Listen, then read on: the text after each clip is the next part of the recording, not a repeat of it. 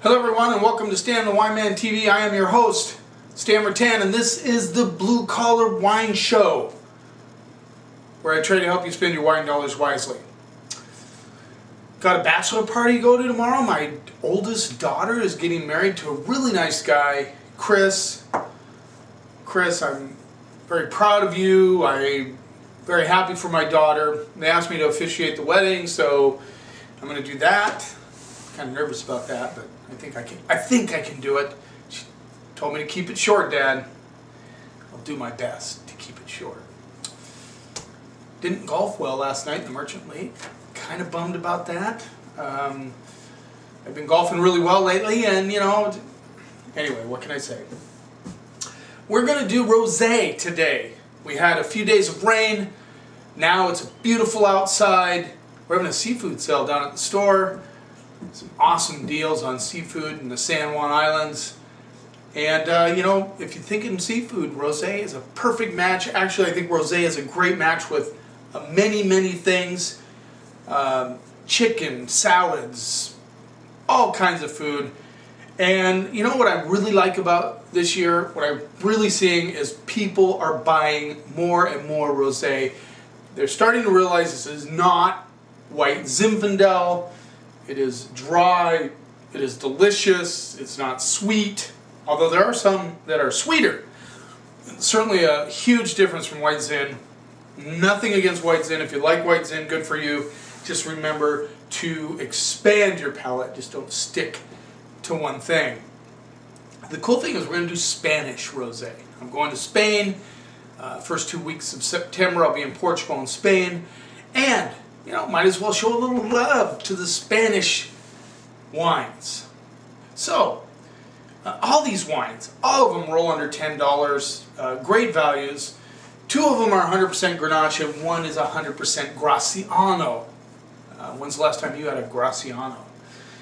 Great grape. It's usually used for blending in Rioja, and this particular winery decided to do it as a solo wine.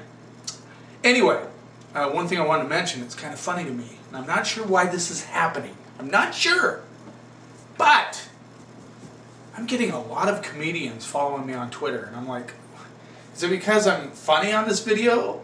I don't think so, or maybe I'm funny looking. That is probably what it is.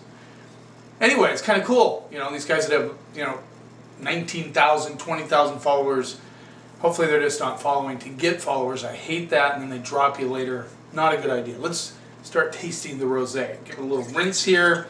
Always a good idea to rinse your glass, just in case you didn't get all the soap out or whatever when you washed it. Or maybe you're washing it with rosé. The first one we're going to taste is 100% Grenache. It's Borsao rosé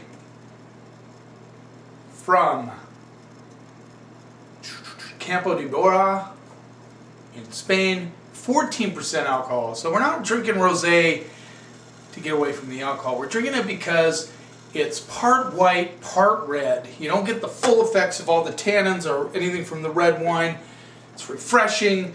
It's crisp. In most cases, it's very dry. Great on a summer day. Actually great anytime. But rosé is the bomb. I love rosé. A lot of winemakers like rosé too. Let's see what we get on the nose. A lot of strawberries and cherries, typical of Grenache. Now, I think we've been through this before, but they make rosé a couple of ways. They either they bleed off juice from the red grapes to give it enough color. They call it the Saunier method, where they bleed that off. And then a lot of wineries do that. They make rosé and then they make their red wine out of the rest of the grapes. It's a good way to make a lot more money off of your wines, gives more concentration to your red wines. That is the normal way wineries do it. Just leave it on the skins for a few hours, give it that color, bleed it off, use the rest of the grape for red wine. Some wineries, however, do make just straight up rosé. They just, they don't use the rest of the red grapes, which is interesting. But in this case, most of these wineries bleed off some of the juice to make rosé, and then they use the rest of the grapes to make their Grenache, because Borsao does a Garnacha, as they call it, in Spain. So on the nose, fairly intense. I get a little bit of like a watermelon rind thing going on. There's a little bit of crushed rock, which you would expect from an old world wine. A kind of an herbal component, like dried herbs coming through. Let's see what we get on the palate.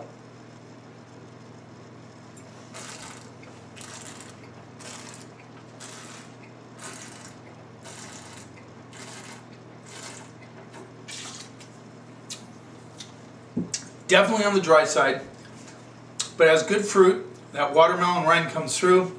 I get the strawberries and the cherries, and just a touch of white pepper, which is really interesting. Certainly Grenache can be spicy. In this case, it's coming through. The dried herbs are there on the finish.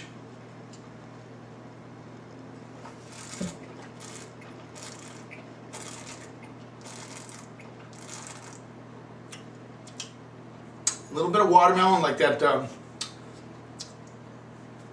what are those stick candies you drink that you lick on? Can't think of them off the top of my head. I'm losing it. Anyway, it has that kind of watermelon, little bit of a lot of strawberries and cherries.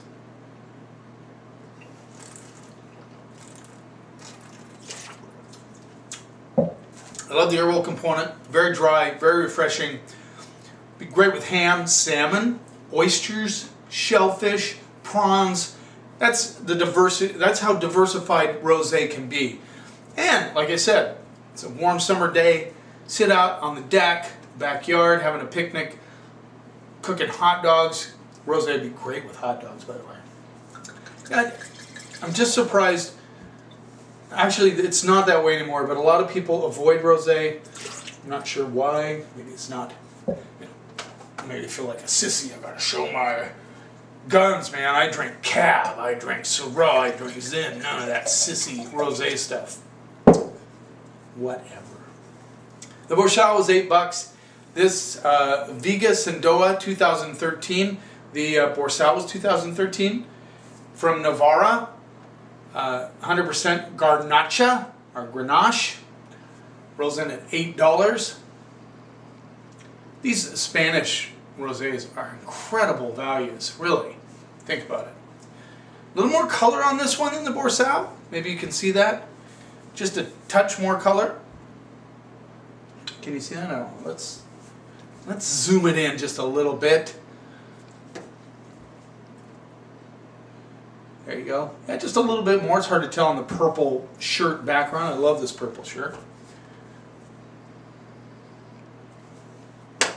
Let's see what we get on the nose. Should be a little similar.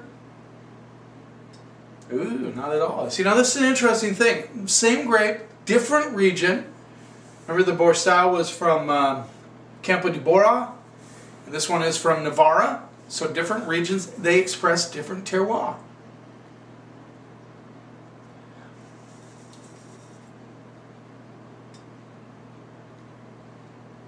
This is definitely more on the dark cherry side. I get just a...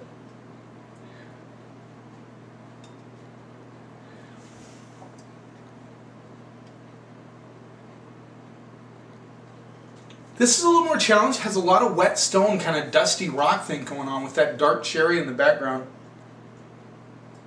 Not nearly as expressive as the Borchal, which is interesting to me. Yeah, very challenged on the nose. Let's see what we get on the palate.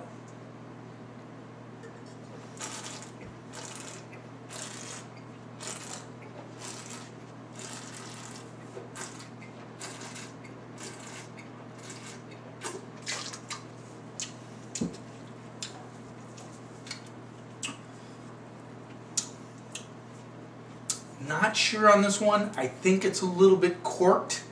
I'm getting a little bit of corkage on the back end. We're going to have to pass on that one. I'm not going to grade it. I can't do it. Oh, by the way, Borchal B-. B- on the Borchal. Tried a little bit more, but I think there's a little bit of corkage on this. This could be why the nose is challenged. It's not coming through on the nose, which I usually is where I get it.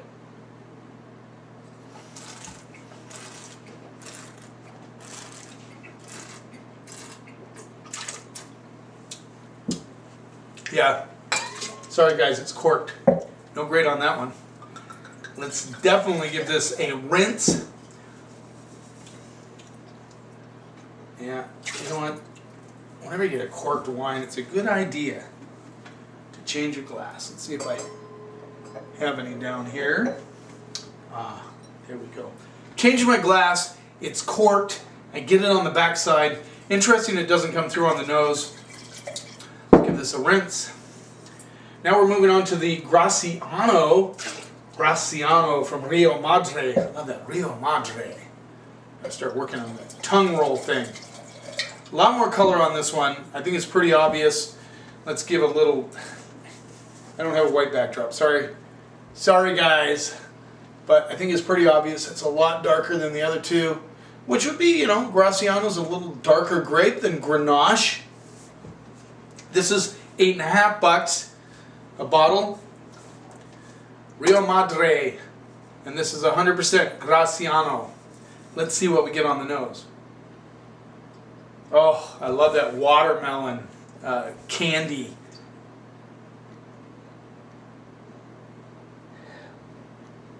Cherries coming through. Watermelon and cherries by far.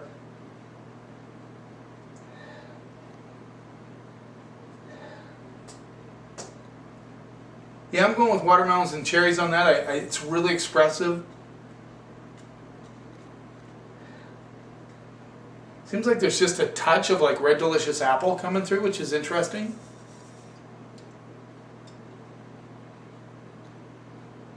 Yeah, but a lot like a candied watermelon coming on through on the nose. Let's see what we get on the palate.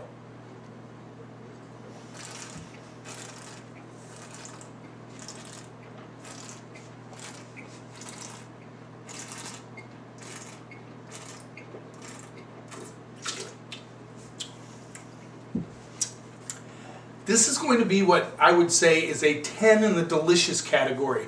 It's dry. It's got good fruit. I'm getting the cherries come through big time on the palate. There's an herbal component, like dried herbs that come through. A little bit of crushed rock. There's watermelon on it on the back end.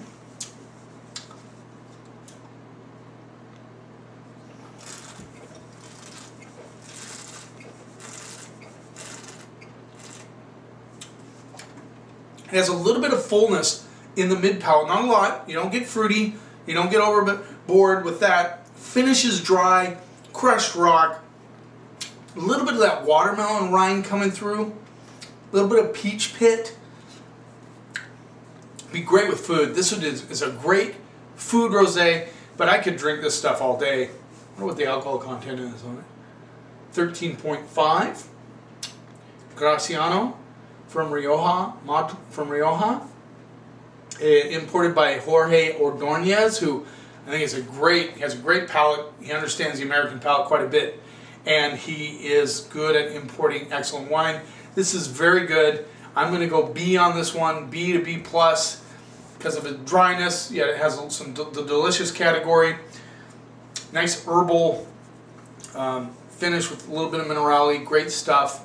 If you're not drinking rosé, if you're not doing it, I think you're missing out. You're missing out on a wine that's very good with a lot of different foods. Go to Spanish, go to Spanish rosés. I think you're going to find that they're excellent all year round, but in particular on a nice warm summer day, there's nothing better than a rosé. Cheers, and here's to keeping the snob out of wine.